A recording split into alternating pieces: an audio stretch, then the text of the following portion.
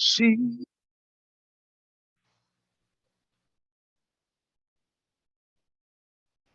sí, me decido.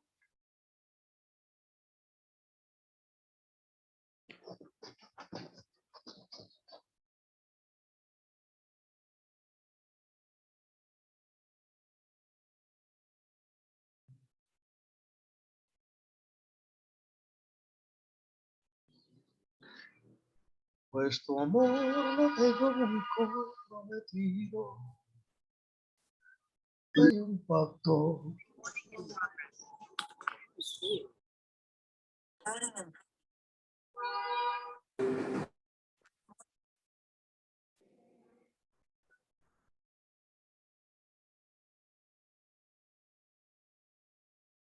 Por mi parte, te devuelvo tu promesa de adorarme. Ni siquiera sientas.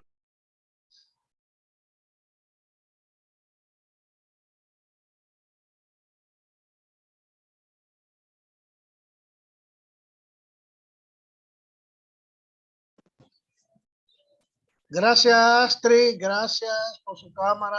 Muy amable.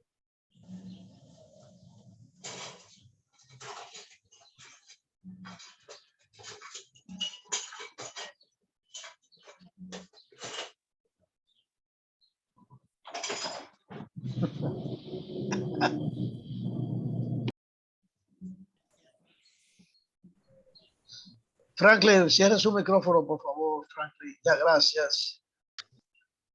Gracias.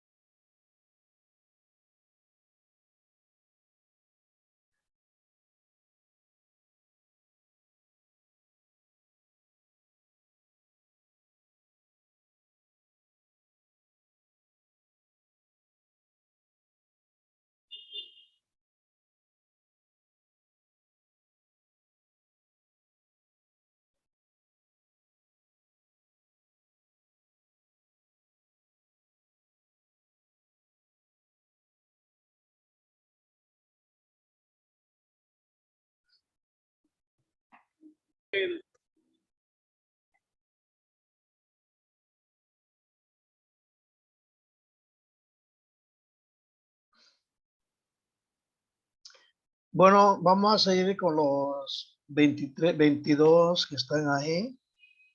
Te ve cómo es la cosa. Yo le saco una foto ahorita, saco una foto ahora.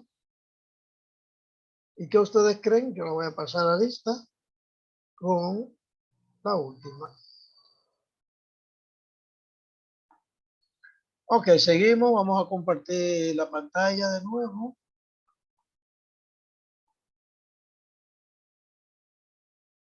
Y seguimos haciendo el análisis de la comparación de dos proporciones. Ya usted sabe entonces que cuando es bilateral, se compara el estadístico, el valor absoluto del estadístico, porque es un valor absoluto, porque es un solo lado, no es positivo y negativo. Como un solo lado es a la derecha. Por lo tanto, el valor absoluto de ese estadístico se compara con con valor, con el estadístico en Z en alfa medio, que es Z en alfa medio. Ok. Y ya yo le dije, anda uno por ahí que dice no, usuario de Zoom, que yo no lo voy a dejar entrar. Aquí no entra una persona sin nombre. Ok, y se lo he dicho muchas veces. Entonces, si es unilateral, como este caso, entonces se compara solamente con alfa total. En el caso de los fármacos, P, la media de las proporciones es 0.7, como ya vimos. Aquí tenemos la fórmula, usted ve. Entonces tenemos Z va a ser igual a 65 entre 100 menos 75 entre 100 entre 0.7, que es la media de las proporciones, por 1 menos 0.7 por la suma de los inversos del tamaño de las muestras. Y eso da un valor negativo de menos 1.543. Pero el valor absoluto, que es positivo, no es mayor de 1.96, que es el estadístico con alfa media. Entonces no se rechaza porque alfa media, recuérdense que el estadístico, cualquiera que sea, tiene que ser mayor, o sea, tiene que ser mayor que alfa o alfa media. En este caso, que es bilateral, es alfa media. Por lo tanto, no se rechaza. Eso quiere decir que las dos tienen más o menos una proporción estadísticamente equivalentes. Aunque un fármaco recuperó 65 y otro 75 en 100, en una muestra de 100, por lo tanto, no hay evidencia suficiente para afirmar que un fármaco sea mejor que el otro. ¿Por qué? Porque está dentro del estadístico, o sea, dentro de la zona de aprobación. Recuérdense que la significancia es la última parte atrás. Vamos a verlo acá. Cuando la distribución es binomial, ¿verdad? Binomial quiere decir que usted tiene una distribución normal, una distribución t-student, usted ve. Entonces, alfa viene siendo la suma de este pedacito aquí, vamos a decir, este pedacito acá y este pedacito acá. Esto acá es alfa medio y esto aquí es alfa medio. Esto es menos alfa medio. Menos alfa medio. El valor P en la gráfica es la raíz de la curva. Entonces el valor P, si el valor P va por debajo de este, que es el estadístico, este es Z0, usted ve. Este es Z0, acá. Si el valor P le da mayor que alfa, va a quedar de este lado el valor P. No se rechaza entonces. Queda dentro de la probabilidad del valor P. Pero si el valor P queda de este lado, o sea, menor, perdón, se lo estoy diciendo al revés. Este alfa que está acá, este alfa medio, cualquier valor que caiga dentro de alfa medio, es mayor a partir de acá. Por lo tanto, no se rechaza. Pero si es menor, se rechazaría. Pero una distribución de un solo lado, entonces, que sería la distribución F, yo compararía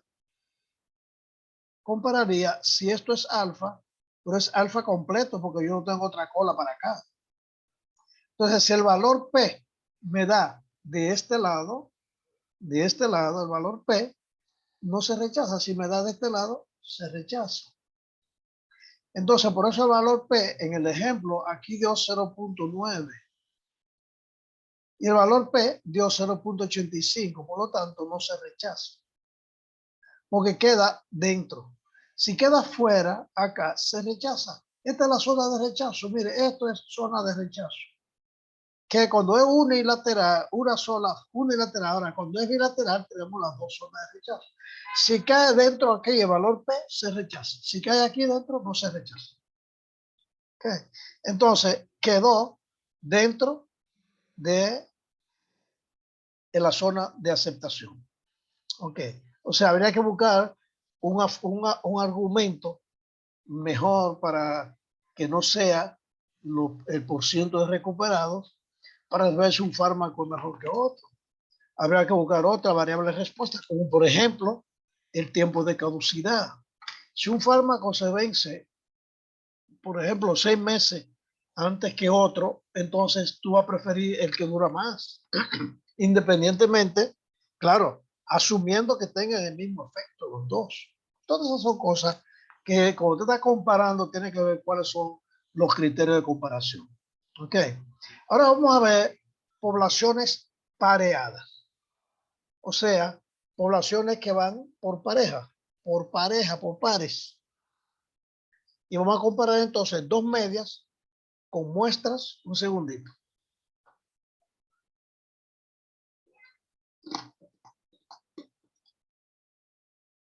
Un momento, yo quito esto de aquí ahora. Lo que pasa es que eso es bueno que salga porque eso es para indicarme que que ya se convirtió y se lo puedo mandar a la clase. Muy bien, en las secciones anteriores se probó la hipótesis de igualdad de las medias de dos poblaciones o tratamientos. Eso fue la que vimos anterior. Suponiendo que las dos muestras son independientes. Aunque esa suposición se justifica por la manera en la que se obtienen los datos. Es decir, a la muestra a la que se le aplique el tratamiento 1 es independiente de la muestra a la que se le aplique el tratamiento 2. Y además, todos los datos se obtienen en orden completamente al azar. Entonces, todo es al azar y son independientes. Ahora vamos a ver dos medias, pero de dos muestras que son dependientes. Vamos a ver qué significa que son dependientes. Ok. Con esto se justifica la suposición de que no existe una relación directa entre los datos del primer tratamiento con los datos del segundo tratamiento porque eran completamente independientes. O sea, usted lo puede asumir. Vamos a recordar que orden completamente al azar significa que las unidades se asignan de manera aleatoria a los tratamientos, mientras que las pruebas o corridas experimentales se hacen en orden estrictamente aleatorio también, lo cual se hace con la idea de evitar sesgo que pudiera favorecer a uno de los tratamientos. Muy bien. Sin embargo, hay muchas situaciones experimentales, en muchas no conviene o a veces no es posible tomar muestras independientes, sino que la mejor estrategia es tomar muestras pareadas. Tomar muestras pareadas. O sea, vamos a suponer, usted tiene un proceso. Usted tiene 5 puntos para tomar muestras. Usted coge 2 muestras en el mismo punto, en 2 tiempos distintos, para 2 tratamientos, para 2 investigaciones distintas. Esas muestras no son independientes, son dependientes porque es del mismo proceso. ¿Ok? ¿Qué significa eso? Que las muestras se toman pareadas. Significa que los datos de ambos tratamientos se van obteniendo por pares, por pares. O sea, cojo una para este y cojo otra para el otro. En un mismo punto, cojo una muestra un poco más adelante para este tratamiento y cojo otra para el otro. O sea que yo voy a coger la misma cantidad de muestras para 2 tratamientos diferentes. Lo voy a analizar diferente, pero depende una de otra porque están relacionadas. ¿Ustedes? O sea que ambos tratamientos se van obteniendo por pares, de forma que cada par de datos se obtienen que tienen algo en común. Por ejemplo, para que a la misma unidad experimental o espécimen de prueba se le apliquen los tratamientos a comparar a la misma unidad experimental, a la misma envasadora, al mismo compresor, a la misma turbina, a la misma caldera, así. Y a la misma, por lo tanto, están relacionadas las pruebas, porque usted está tomando la muestra a la misma unidad experimental. Ok, la misma unidad experimental de prueba se le aplican los tratamientos a comparar. Vamos a ver un par de ejemplos. Por ejemplo, los pacientes, a los mismos pacientes que se le aplicaron 2 medicamentos anteriores para el dolor en distintas ocasiones, los tratamientos a comparar son los 2 medicamentos. Entonces, fíjense que al mismo tiempo, al mismo tiempo, los mismos pacientes se le aplican 2 medicamentos a los mismos pacientes. En el anterior eran 100 pacientes con uno y otros 100 pacientes con el tratamiento B. Aquí eran 100 pacientes para tratar con una medicina y 100 pacientes con otra medicina. Ah, pero si yo cojo una sola muestra de 100 pacientes y a los mismos 100 le doy la medicina 1 y la medicina 2 a los 100, a los mismos pacientes, o sea, a la misma población, entonces ya están relacionadas las muestras. Como están relacionadas, entonces están apareadas. Por ejemplo, a las mismas piezas se les hace una prueba de dureza con distintos instrumentos de dureza. Entonces hay que comparar los instrumentos. O sea, usted coge, por ejemplo, 20 piezas para medir la dureza. Coge esas 20 piezas para medir la dureza con un Bricker C de la marca, qué sé yo, y otro Bricker C con la marca tal, de dos marcas distintas. Ah, pero es las mismas 20 piezas. Por lo tanto, ya están relacionados. Yo le dije, yo lo voy a dejar todo menos usuario de Zoom, como perdón el usuario de Zoom, pero no lo voy a poder dejar entrar. En el primer caso, vamos a suponer, en el caso de los pacientes, que a los mismos pacientes le dan dos tratamientos, el apareamiento consiste en que el grupo de pacientes que recibe medicamento A es el mismo que recibe el B, por lo que las mediciones del efecto de los medicamentos sobre el mismo paciente están relacionadas. Y en ese sentido, no son independientes, porque es el mismo paciente. ¿Ok? Al ser el mismo grupo al que recibe ambos tratamientos, entonces logramos hacer una comparación más justa y más precisa. Pero además, cuando se observa la diferencia entre los dos tratamientos de un mismo paciente, se eliminan otras fuentes de variación y la comparación queda sin sesgo. O sea, es una comparación que no tiene influencia porque es el mismo grupo. Y en el caso de las piezas, si una es grande, se espera que ambos instrumentos tiendan a reportar una medición alta, por lo que se espera que haya una fuerte correlación entre las mediciones reportadas con los dos instrumentos. O sea, que si uno es grueso, los dos instrumentos van a medir una pieza gruesa, pero tienen que dar datos más o menos parecidos. Además, cuando se miden las piezas, al medir la pieza con los dos instrumentos, si hay diferencia en las mediciones sobre la misma pieza, entonces esa diferencia debe ser principalmente en el sistema de medición, no en el instrumento. Porque estamos midiendo la misma pieza con dos instrumentos diferentes. Por lo tanto, si hay una diferencia es principalmente al sistema de medición, perdón, que puede ser que es el instrumento. Vamos a ver un ejemplo, el ejemplo 2.6, que es para la comparación de dos básculas. Ya nosotros vimos ese ejemplo antes, de dos balanzas, ¿verdad? Vamos a ver este ejemplo. Se desea ver si dos balanzas, dos básculas, están sincronizadas. O sea, si están calibradas igual. Para ello se toma una muestra aleatoria de 10 especímenes y cada uno se pesa en ambas básculas, cuidando que el orden sea al azar. O sea, que no sea, vamos a pesar estas 10 aquí y estas no.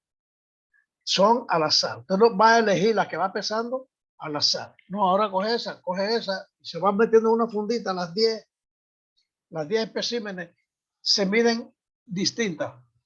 ¿Ok?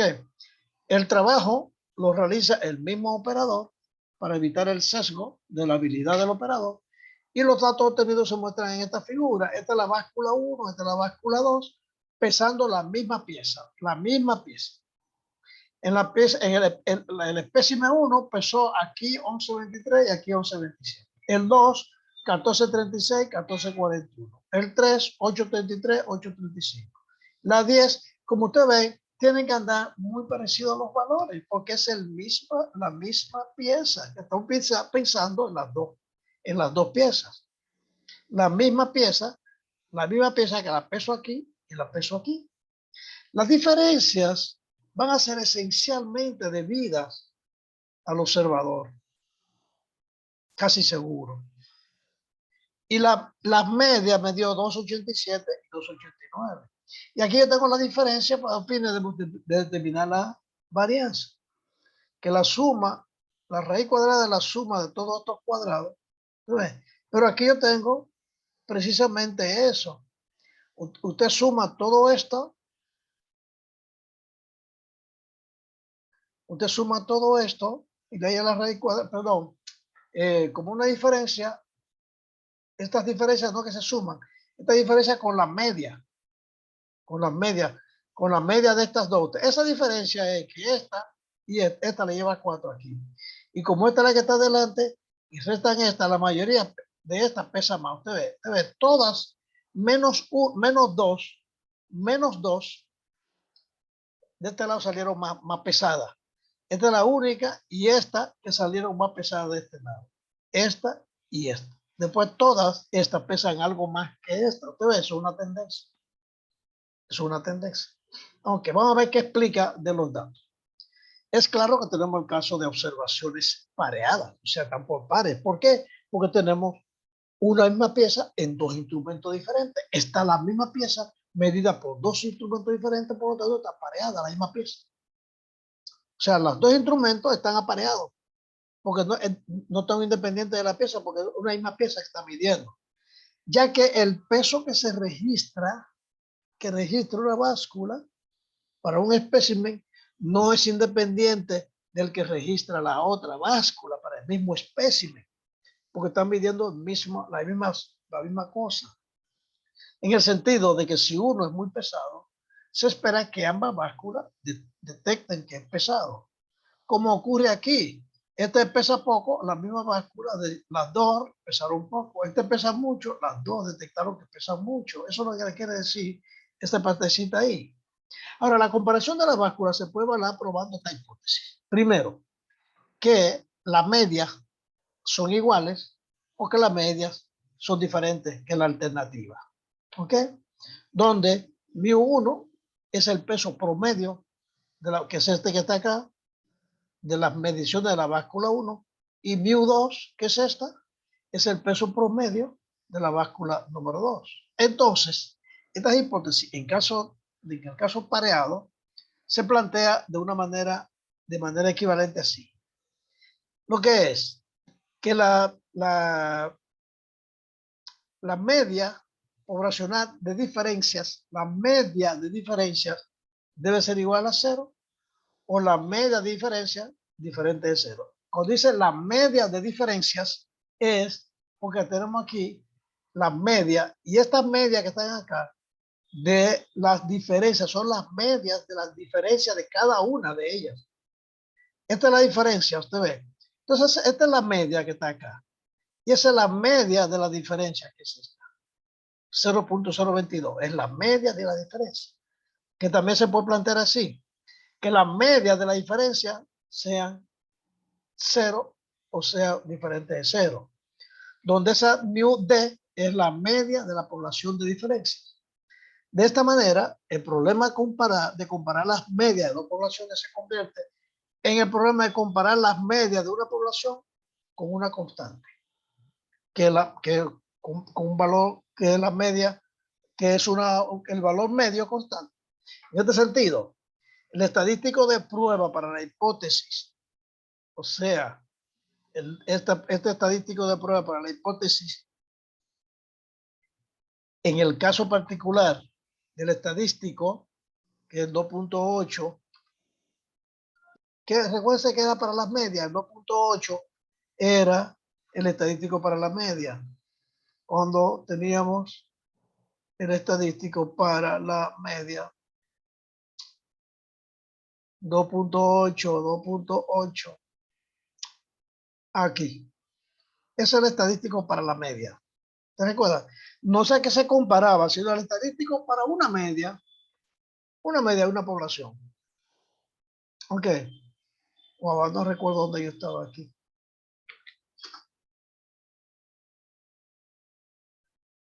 Ok.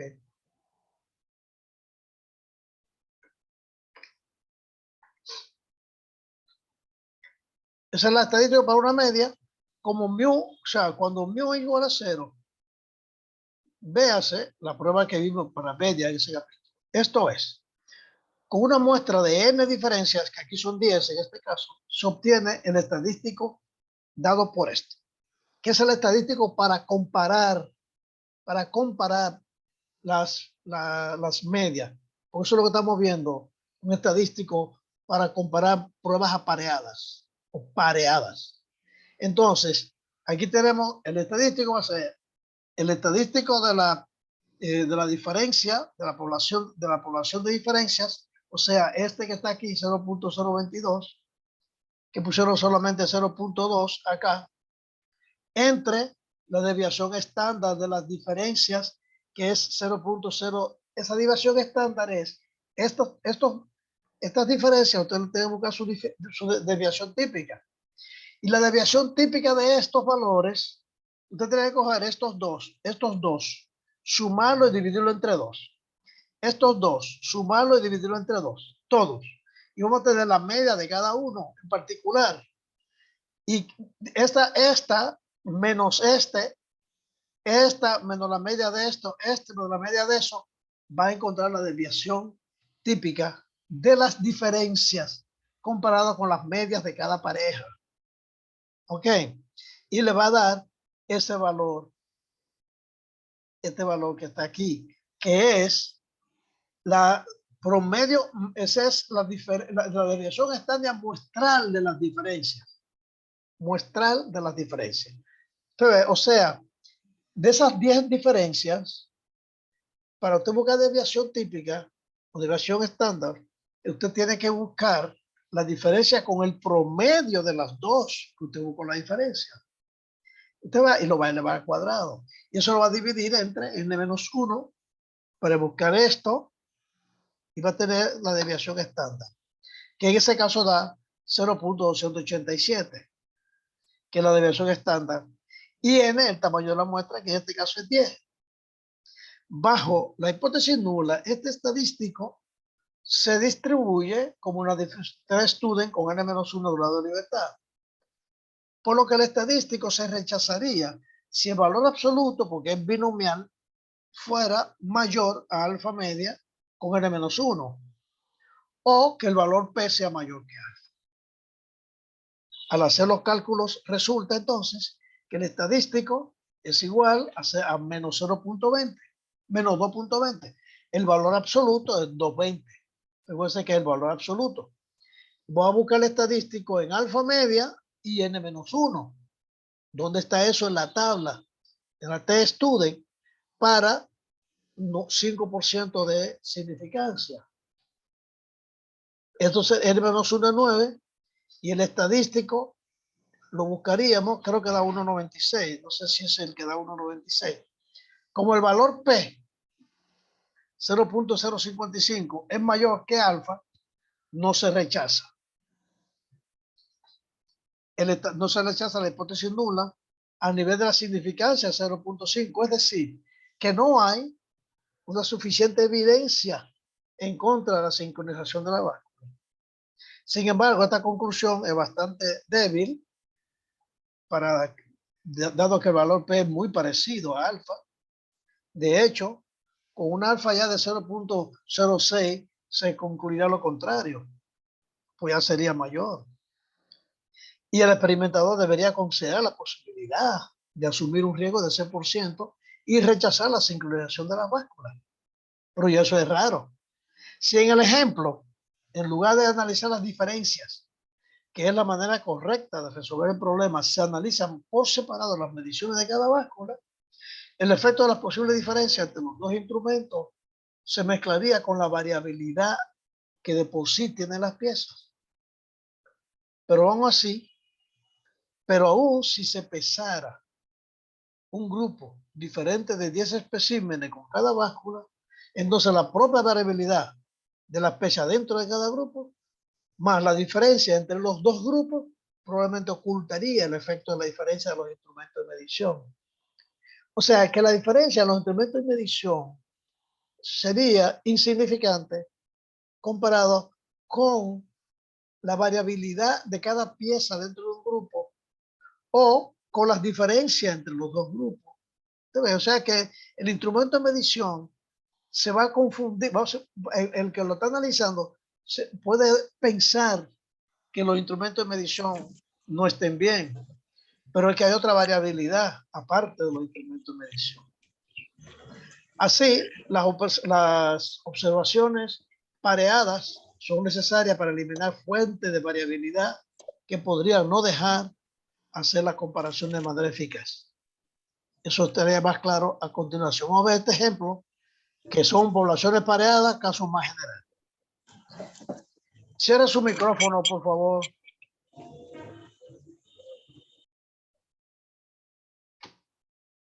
Gracias. Bien, la mayoría de las aplicaciones de prueba pareada buscan una estrategia en donde las diferencias observadas se deban a los tratamientos que se quieren comparar y no a efectos de la heterogeneidad que de por sí tienen las especímenes de prueba. ¿Entiende? O sea, vamos a decir, usted va a comparar dos instrumentos, pero lo va a comparar midiendo cosas. Esas cosas que usted va a medir, tiene que asegurarse de que no tengan un efecto de variabilidad sobre el resultado. ¿Ok? O sea, que sean más o menos comparables. De esta manera, la prueba pareada puede utilizarse en situaciones más complejas donde es necesario comparar, por ejemplo, tratamientos ante la presencia de varias fuentes de variabilidad explícita, o sea, que se conocen. Vamos, por ejemplo, se quieren comparar dos máquinas por medio de los resultados que generan, pero el material que utiliza tiene una historia larga en la que sufrió el efecto de varios factores como son proveedores, lotes, turnos, días, subprocesos, tiempo y condiciones de almacenamiento. Por ejemplo, todas esas son cosas que afectan a una materia prima que usted va a alimentar las dos máquinas. Entonces, como no se pueden hacer dos mediciones sobre la misma pieza, como el caso de la báscula, se requiere entonces una identificación más estricta de la fuente de variabilidad para poder parear los datos en base a esa variabilidad.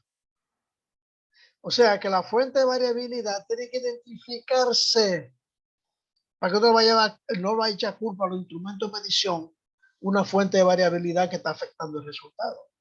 Vamos a poner este ejemplo, que ya vimos la impureza de cofres levantados y bajados. O sea, se está pintando un auto, el cofre, o sea, se levanta el capó. Uno lo pinta con el capó arriba y otro con el capó abajo. Porque una fábrica de autos se tiene la conjetura o la hipótesis de que el número de impurezas en la pintura de los cofres de los autos es diferente, dependiendo de si el auto pasó con el cofre cerrado o abierto por los hornos de secado. ¿Ok? Si hay una diferencia, ¿qué pasa con la tapa levantada o cerrada? Porque luego cuando lo pintan, no está el motor ahí todavía. Se pintan con el hueco. Entonces, si lo pintan con la tapa arriba, levantada, o la tapa para abajo, hay la hipótesis, hay la conjetura. Se cree que eso afecta. Bueno, se decide entonces correr un experimento para comparar el número promedio de impurezas en cada situación del cofre, de los cofres, o sea, de los tratamientos. Se consideró que no era adecuado utilizar muestras independientes, ya que se sabía que los días de la semana o los turnos podían tener una influencia en el número de impurezas. Esos dos factores que se incluyen en el estudio para el criterio de apareamiento, como se ve en la tabla 2.4, en la cual también se aprecian los datos que se obtuvieron. Así, en cada combinación de día y turno se asignaron carros con el cofre levantado y con el cofre cerrado. Aquí tenemos los resultados. Estos son los carros, los bloques y los días. Este bloque son los turnos que tengo mañana, tarde, mañana, tarde, mañana, tarde. Lunes, mañana y lunes en la tarde. Martes en la mañana y martes en la tarde. Eso es para eliminar el efecto del turno. ¿Ok?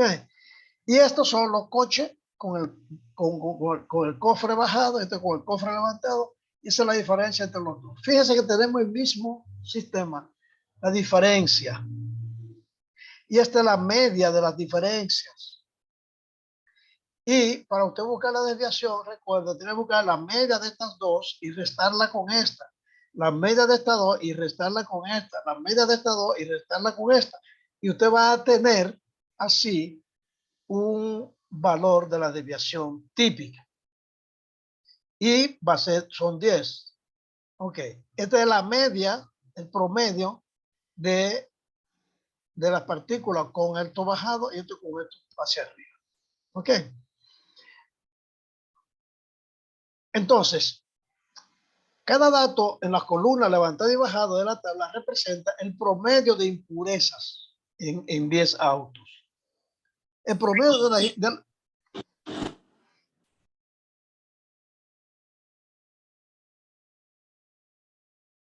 okay.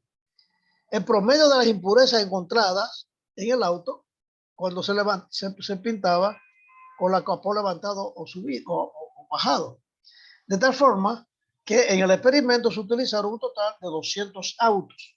¿Por qué? Porque cada uno quedan 10 autos para cada lado, 10 veces, en los dos da 200. O sea, estos son 10 autos, 10 en la mañana y 10 en la tarde. Son 200 autos, como en 20 por día, en 10 días, son 200. ¿Ok? Porque son 2 turnos. La aleatoriedad se llevó a cabo por pareja de autos. Por pareja de autos. O sea, son estos dos, ahora estos dos, ahora estos dos, aleatoriamente. Antes de la entrada a los hornos se hizo aleatorio en cuál entraría. Como vean, si el cofre del primero estaría levantado o bajado. Eso fue aleatorio. Si le tocaba bajado, entonces al otro tenía que ser subido. O sea, si le tocaba levantado, el otro tenía que estar para abajo. Usted ve, así.